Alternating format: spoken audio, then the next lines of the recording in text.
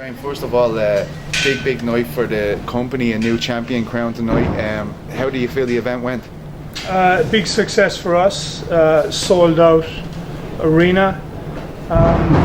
The fights were, for us, I thought were spectacular fights, very entertaining fights, and they sucked the crowd in on everything that happened. I think the crowd were sharing every kick, punch, elbow, submission attempt, so it was a good night for us. Good finish to the year. It's always a big loss when someone like Paddy gets taken off a card. Obviously a huge star, and even you could feel how much his comeback, how much it was stimulating interest in Europe and UK particularly, and Ireland. How much of a loss is it when a guy like that, a superstar there, gets taken off the card for a company like Cage Warriors?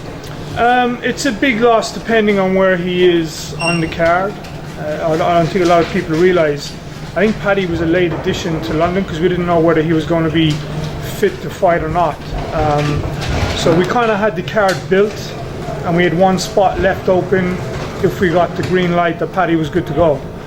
So he was a confirmed late addition. So we sell this place out every time we come here. It's our home. So to lose Paddy is devastating on the content and energy and eyes on the show, but the show was sold out prior to that anyway. Unfortunate circumstances of how it happened, you know.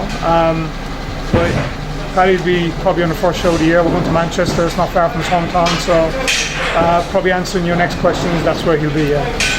Just one more on that. How do you feel about the G and Eddie situation? I mean, you did very well to get him in at the last minute, a really high caliber opponent, an opponent that's known to international audience as well. How disappointing is that when you guys extend yourselves and you get the fighter over and then he doesn't come in on the weight? Like, I mean, is that disappointing for Cage Warriors? It's disappointing for Cage Warriors, it's disappointing for the fans, and it's disappointing for Paddy, you know. And if we just remove Paddy's name from this for a second, it's disappointing for any fighter. You know, he's trained, and any fighter would train their ass off for 8 weeks to get a fight on such a prestigious show to finish the year. So for Giannetti to come in 7.5 pounds over, I think it's disrespectful to Cage Warriors to have given him the opportunity to take a chance on his word that he said he would make the weight, to come in and not do it. Had he made some attempt and reached out to us the morning of the weigh-in, I believe there could have been some kind of middle ground catchweight fight put together, but he didn't. He stepped on the scales 7.5 pounds over, stepped off the scales, went straight back to his seat and started hydrating. So it kind of says it for itself, really. Yeah. Well, you can understand Paddy's logic basically. Then is pretty much what you're saying there. Yeah, I understand Paddy's logic. No, I said on air tonight, we were the ones that told Paddy's head was all over the place. You know, he's a fighter. The first words out of Paddy's mouth in those minutes were, "My head's fucked. You know, I've got all these people who come to see me to fight. It's my big comeback." So I personally pulled Paddy aside and said, "You cannot fight because of external pressure. You know, this show is done. It's a big show. There's world title fights in this card. You cannot step in there just because people have come to see you. You've got a long career ahead of you. Going in there against a guy who's 7.5 pounds over when you've just bust your ass to make weight is not a wise thing to do. But the decision is yours. We're telling you not to do it." He listened to experienced words. We know what we're doing. He took it on board, and it broke his heart. It literally broke his heart to have to walk away from that fight. He's a fighter. He doesn't want to walk away from fights. But it was a sensible thing for him to do. Like I said, he's got a long career ahead of him. So, you know, even in there lost, you know, where does he go from there? So he's got a career to think about. He made a good decision based on feedback that he was given. Graham, we saw a title change tonight main event. Matthias Frederick knocked out James Webb in their second encounter of the year. You know, how nice was it to see that this fight didn't go to a contentious draw at the last one, and that we actually got a defined winner here tonight? Yeah, it's nice that they kind of finished off old business, to say. Matthias was strong, man. He was super strong on the feet. Whether it was a gas thing, a cardio thing towards the end, just Matthias just wore James down. But on the feet, I just didn't see what James had any answers for Matthias striking and his aggression and the power in those shots towards the end. Maybe a rubber match, we don't know, we'll see. Now we got a champion, he's in Birmingham, so we'll be going to Birmingham in April. Maybe he'll defend there, we'll see what's what. Is there any other names floating around for Matthias as his first defence, or is it maybe just the rubber match that you're looking to book? It's not something we've even thought about or looked at. We'll figure that out maybe next week. We'll take a few days off and myself and Ian will sit down and start looking at the first 4 or 5 shows of the year and see who's going to fit in where. We've also seen Manchester, it's going to be the first ever Cage Warriors show in Manchester. Not tempted to go across the Pennines to annoy his neighbours in Leeds? There's only so many shows and cities we can fit in, so we'll test the water with Manchester. Jack Cartwright, bantamweight champion, needs a runner, so we'll come and bring the cameras and platform to him and see what kind of reception he gets in Manchester. We've obviously seen this year you've turned the dial up to 10. Next year already 10 events announced. How do you beat this year after a bantamweight tournament, a Night of Champions card, and so many thrilling fights throughout the year? We've got some strong stuff up our sleeves that we'll be announcing pretty soon. There's a few little I's and T's and dots and crosses to happen, but I believe we'll have some good news to spread for the fighters and what's going to be available to them in the new year, which will, I believe, up the game again within the industry. So we're working on that with the mothership. Graham, we saw Ian Gary here tonight. Thoughts in his career and any plans for any future opponents for him? No future opponents as such. Ian is another one of these guys that will probably step in and fight a world title fight tomorrow. But it's baby steps. He'll get developed and he'll be a huge star and a huge name in Cage Warriors. I believe Ian in Ireland, Reese up in Belfast, Joe, Hughes.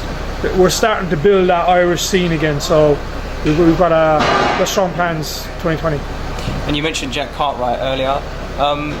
Any opponent in mind for his first title defence? We had eyes on a fight tonight that could have been something there, but no, we're back to the drawing board, so we'll see what's there. We'll see what comes up of that. Yeah. What did you mean when you said the mothership there? Yeah. Any other questions? Are you talking about UFC? Any other questions? Finally. Yeah. We've already spoken about Matthias. What were the other standout performances for you this evening? Mads Brunel. Mads stood up for me tonight. We got to see his striking. Everybody talks about Mads as the submission king of Europe and he's this and he's that, but I think tonight we got to see a different side of Mads. The Liam Gettins Amasinger fight, I've yet to see the second 2 rounds, but the first round looked absolutely crazy. I didn't get to see the second 2 and 3, but I'm looking forward to watching that back, so I'll talk about it. But tomorrow in general, I'll watch the show back. I've been scrambling everywhere tonight. It's been a busy night for me. Have the UFC spoken to you about Mads at all? Would the UFC speak to us about Mads? Yeah. No, it's not a conversation that we would have with them, no. Just a word on Modestas Bukauskas, retained his belt tonight in classic fashion. He's brought his profile up a little bit recently, what was going into the Isla Fernando's or whatever it is that show is. Do you reckon with the London card fast approaching, the UFC could come knocking, or are there any specific plans you have for him that you might think that he might be better suited staying with? I'd like to see Modestas go. There was a time it was maybe questionable where Modestas would end up, but he turned a corner in his career. He took on some big names, beat them. He's a champion. He's just defended it. The light heavyweight division in Europe, there's not a lot to choose from or pick, so I'd like to see him go. If he doesn't, we'll find someone for him in London. But I believe he does deserve a shot based on his last 3 or 4 performances. Right. In regards to Giannetti, on Twitter he was stating that he was 30 pounds over a week ago. Was that something Cage Warriors were aware of? Was that discussed before he took the fight? I was told about that yesterday when people started mentioning that was on Twitter, and that's what he was saying. If guys, managers or coaches, and we talk to them and they say they can make the weight, we've only got to take them for the word. We can't judge and say no way you're making that. We ask them what their weight is, they'll tell us. We're seasoned pros, we have no problem making that weight. We can only take them for the word. if they turn up and it's not what they said, you know, that's once bitten, twice shy for us. You know, but we got to take them for a word when they tell us this. But we did not know at that point that was the weight he was walking at. Well, I've seen guys cut that type of weight in 2 weeks. So even if he did say that, it's not something we would have gone, holy shit. You know, we've seen guys cut that type of weight. Just in regards to Paddy, is there not the temptation to, I know you said Manchester, is there not the temptation to take him back to Liverpool and go back to the Echo Arena and sell that out? Or? We need to test new territory, you know. Manchester is somewhere we've not been. It's been asked for years and years. We'll test it out. We'll see where it goes. Paddy will be on that card. We'll see how Jack does, what kind of crowd he draws. Maybe we step into a bigger arena in Manchester. We've got 10 shows scheduled release. There's more to come. So maybe Liverpool slips at the end of the year. Graham, we also saw when these announcements were made about the events, a lot of Scottish fans getting a little bit riled up. There's no return to Glasgow or going up past the border. Is that something we might see in the future announcements? Maybe towards the end of the year. Definitely not within the first half of the year. We're kind of stacked out. It's hard for us to step into cities where the brand hasn't done well previously. We have a lot to calculate, both financially and arenas and dates and slotting everything in. So we'll see where it is at the end of the year. We've got a few Scottish guys on the roster. Some of them will come off losses. It's something that is on our radar, but we need to fit it in towards the end of the year if it is going to happen. We also saw tonight Lotterbatch. He knocked out Alex Lahore, who was the top prospect in the welterweight division. What's the future hope for that division now? We've got Ian Gary coming around, Ross Houston is defending champion. Where would you see that division go this year? Well, we're finished for this year. Next year, so next year, I don't know. Maybe there's a fight there for Ross. See what Ross wants to do. You got Reece McKee there as well. Lahore probably would have been in that mix, but after tonight, no. Santos may be back in the mix. So it's starting to brew in that division. Yeah.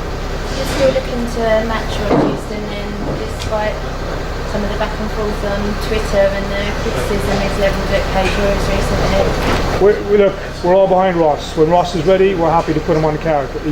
He's got some issues about where he wants to fight. I think he's a little bit upset because the UFC haven't signed him for Copenhagen. He thought he might get in there. I know the UFC will take him at some point. Maybe there's some clock ticking in Ross's head where he wants to give up that dream and go somewhere else. But if I was Ross, I'd sit tight, defend his belt, and it's there for him. When does his contract expire? Do you think he could just run it out? No. What does it say about the appetite for MMA in this part of the world with 2 shows on this weekend, Bellator obviously at the SSE, and then you guys here selling out the Indigo? I mean, it must mean good things for a promoter being in this part of the world and having both these cards generate so much interest. Yeah, it's a big thing for the sport. The sport is growing, you know, so to have the crowds, like we have a sold out show tonight. I don't know what the other crowd will do tomorrow. I don't know what type of crowd I get. But London's a big place, you know. There's 10 odd million people there. You know, if you can't do well, 10 million people in the city, then maybe it's time to pack up and get into something else, chess or something. I don't know. Any words about Donald Dollery? I heard it's his last night tonight, and I mean he is a member of the Cage Warriors family. We see him at all these events over the years, and he's a well-liked man. Yeah. What does he mean to the Cage Warriors family? He's been part of the family for a long time. He brings a lot of ease to the fighters. They see that face, but you know, getting his pension or his bus pass soon, so I don't know if we can have him running around the cage like that. Are you going to present the gold watch now, or? Yeah, we look for a gold watch. He's been after the gold watch for a while, so we've got to tie down and pick one up over Christmas. Yeah. Thank you. Yeah, we're all good.